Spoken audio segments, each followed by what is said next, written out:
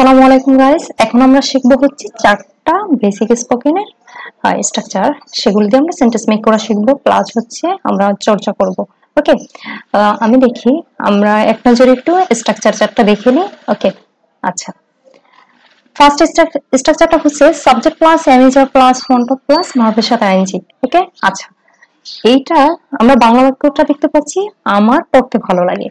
পড়া ইংরেজি আমরা জানি। আচ্ছা, ওকে, আমরা এটা ইংলিশ করে I am fond of reading.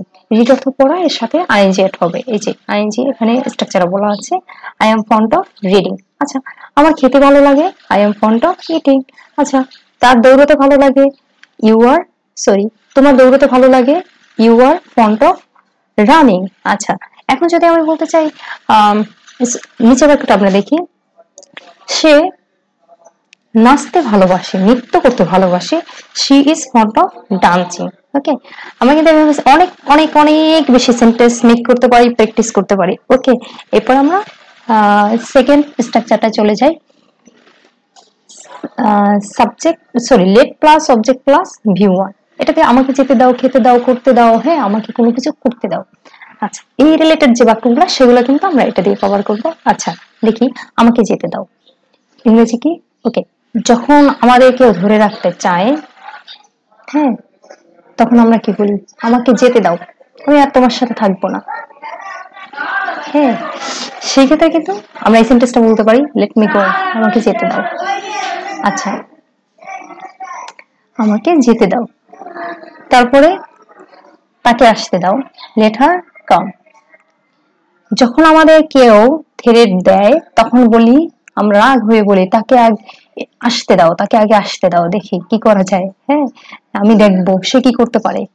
সেক্ষেত্রে কিন্তু আমরা এই সেন্টেন্স গুলো বলি, তাকে আসতে দাও, লেট হার কাম, তাকে আসতে দাও। আচ্ছা, তাকে শিখতে দাও, লেট হিম লার্ন।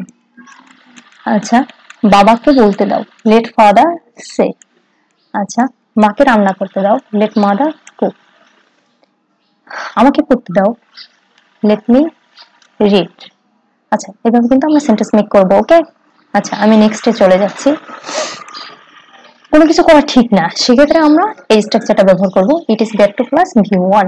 আচ্ছা, এটি খাওয়া ঠিক না, ইট ইজ ব্যাড টু ইট। এটি করা ঠিক না, ইট ইজ ব্যাড টু, তখন কি হতো? ডু। আচ্ছা, আমার এটি ধরা ঠিক না, it is bad to touch. আচ্ছা, এটি কেনা ঠিক না, it is bad to buy. আচ্ছা, এটি খাওয়া ঠিক না, এটা না বলে আমরা বলতে পারি খাওয়া ঠিক না, শুধু এটা বললে হবে যে খাওয়া ঠিক না, ধরা ঠিক না, কেনা ঠিক না, আবার এটি বললে হবে। ঠিক আছে, দুটাই রাইট। আচ্ছা, তারপরে হচ্ছে আমি নেক্সটে চলে যাচ্ছি। না, আমাদের কিন্তু প্র্যাকটিস করতে হবে। ওকে, সেন্টেন্স ভার্ব অনেক বেশি বেশি ভার্ব নিয়ে তারপর আমাদের প্র্যাকটিস করতে হবে। ওকে, আমি নেক্সটে চলে যাচ্ছি। এরপর এটা হচ্ছে কোনো কিছু বোঝার চেষ্টা করা, মানে কোনো কিছু করার চেষ্টা করা। সেক্ষেত্রে হচ্ছে আমাদের এই স্ট্রাকচারটা, try to plus view one. আচ্ছা, যখন একটা মানুষ চলে যায়, রাগ হয়, তখন কিন্তু আমরা এই সেন্টেন্সটা খুব বেশি ব্যবহার করি, বোঝার চেষ্টা করো, এই সেন্টেন্সটা, তাই না?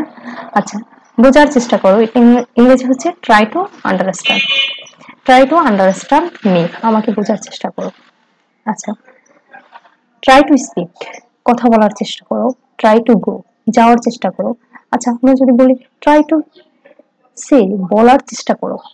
হ্যাঁ, তারপর হচ্ছে ট্রাই টু ফ্লাই, উড়ার চেষ্টা করো। দেখো, ইন্সপায়ার হিসেবে যদি আমি কোনো সেন্টেন্স বলি, আমি এটা বলি, মানে তুমি উড়ার চেষ্টা করো, তুমি কেন হাঁটবা ভাই, তুমি তো উড়বা। এখন হচ্ছে মানে কেউ যদি হাঁটার স্বপ্ন দেখে, তাহলে সে কি করবে? অতটুকুই। কেউ যদি দৌড়ানোর স্বপ্ন দেখে, তাহলে সে হাঁটতে পারবে। আর কেউ যদি ওড়ার চেষ্টা করে, তাহলে সে দৌড়ানোর পর্যন্ত যেতে পারবে। সো আমাদের ড্রিম কিন্তু বড় দেখা উচিত। এই জন্য আমি ওই সেন্টেন্সটা বেশি বলি, ওড়ার চেষ্টা করো তুমি, ট্রাই টু ফ্লাই। ওকে, আচ্ছা, আমাদের শেষ কমপ্লিট হয়ে গেছে। আমি একটু আবার সামারি করি এটা। তো আমার পড়তে ভালো লাগে, I am fond of reading. আচ্ছা, আমাকে পড়তে দাও, লেট মি রিড। তো এটা দিয়ে হবে কি? Let me read. আচ্ছা, পড়া ঠিক না, it is bad to read. আচ্ছা, পড়া ঠিক, জাস্ট সেন্টেন্সের ক্ষেত্রে আমি এটা বলতেছি। তারপরে হচ্ছে আমাকে বোঝার চেষ্টা করো অথবা বোঝার চেষ্টা করো, ট্রাই টু আন্ডারস্ট্যান্ড। তো আমরা কিন্তু এইভাবে ইংলিশ শিখতে পারি। প্রতিনিয়ত যদি আমরা অল্প অল্প করে শিখি, তাও কিন্তু একটা সময়ের সার্টেন সময়ের পর, টাইমের পর এটা কিন্তু অনেক বিশাল কিছু হয়ে যায়। কিন্তু আমাদের পর্যায়ে পর্যায়ে শিখতে হবে, বসে থাকলে হবে না। আমাদের দেশের সবচেয়ে মানে বাচ্চাদের সবচেয়ে বড় লেগিংসটা হচ্ছে, বাচ্চাদের বলবো না সরি, স্টুডেন্টদের সবচেয়ে বড় লেগিংস হচ্ছে এরা হচ্ছে ইংরেজি কিচ্ছু পারে না, মানে ইংরেজিতে কথা বলতে পারে না, এটাই। তো আমার স্বপ্ন হচ্ছে আমি এদের ইংরেজি শেখাবো, মানে আমি নিজে শিখবো, আমি ছোট মানুষ, আমি নিজে শিখবো প্লাস হচ্ছে এদের শেখাবো। আমি যতদিন বেঁচে থাকবো আমি যে যে জিনিসটা শিখবো এইটাই আমাদের দেশের মানুষদের শেখানোর চেষ্টা করব। ওকে, ওকে, আল্লাহ হাফেজ।